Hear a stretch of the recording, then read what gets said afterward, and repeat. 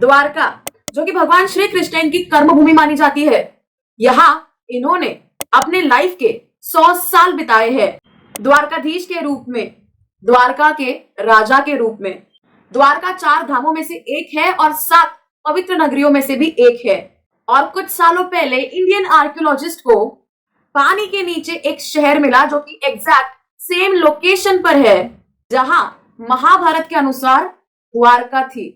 तो आज की वीडियो में हम जानेंगे कि द्वारका कैसे बनी, श्री कृष्ण के देह त्याग करने के बाद द्वारका क्यों पानी में डूबी और साइंटिस्ट को द्वारका की रिसर्च में क्या मिला।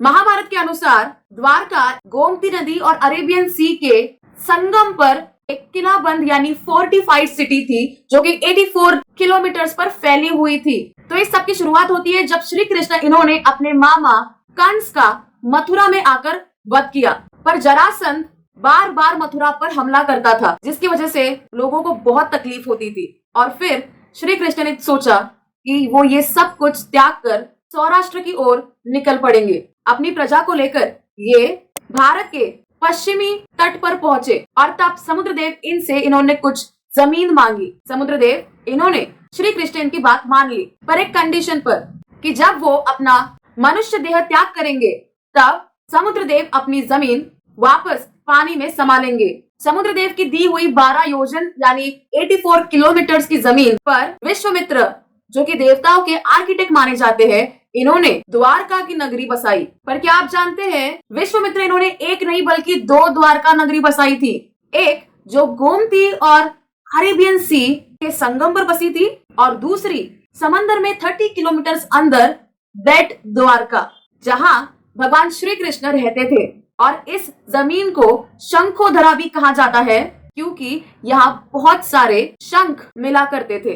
पर आखिरकार वो दिन आया जब 125 साल इस पृथ्वी पर मनुष्य देह के रूप में रहने के बाद भगवान श्री कृष्ण इन्होंने सोमनाथ क्षेत्र के भालका तीर्थ पर जाकर अपना देह त्याग किया और वचन के अनुसार समुद्रदेव इन्होंने अपनी जमीन वापस ले ली और इस द्वारका का डूबना अर्जुन इन्होंने विटनेस भी किया। पर क्या आप जानते हैं 3000 साल पहले वेद व्यास इनकी लिखी हुई महाभारत के चैप्टर 3 श्लोक 23 और 24 में ये लिखा हुआ है कि जब भगवान श्री कृष्ण ने अपना देह त्याग किया और अपने परम वैकुंठ धाम चले गए तब समुद्रदेव ने अपनी जमीन वापस ले ली, यानी द्वारका पानी में डूब गई। पर साइंटिस्ट ने, आर्कियोलॉजिस्ट ने पानी में डूबी हुई द्वारका की खोज कब शुरू की? तो ये बात है 1963 की, जब डेक्कन कॉलेज ऑफ पुणे इन्होंने द्वारका में जाकर जमीन पर एक्सकेवेशन किया और इन्हें कुछ अवशेष, कुछ रिमेन्स मिले जैसे कुछ पॉटरी या वेसल्स।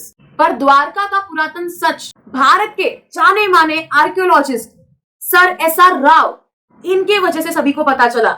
जी हाँ, 1979 में SR राव इन्होंने द्वारकाधीश मंदिर के बाजू में एक पंचायत ऑफिस डिमोलिश किया और इन्हें जो मिला यह सुनकर आप हैरान हो जाएंगे क्योंकि वो पंचायत ऑफिस हटाने के बाद वहां भगवान विष्णु का मंदिर मिला और एक्सकवेशन करने के बाद उस मंदिर के नीचे और एक मंदिर और उसके नीचे और एक मंदिर, ऐसे टोटल 3 मंदिर मिले।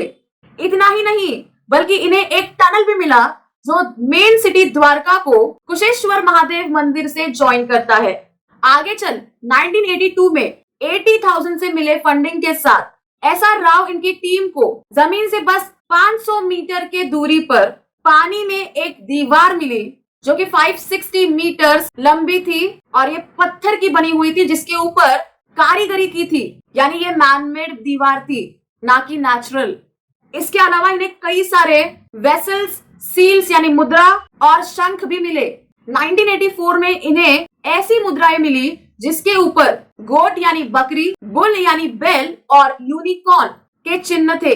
और श्री कृष्ण इन्होंने ये एज अ आइडेंटिटी कार्ड या फिर आइडेंटिटी सील दिए थे अपने प्रजा के लिए, द्वारका में रहने वाले लोगों के लिए, क्योंकि जब ये महाभारत के युद्ध के समय द्वारका में नहीं थे और कुरुक्षेत्र में थे तब सेल्वा नाम का एक राजा द्वारका पर आक्रमण करता था।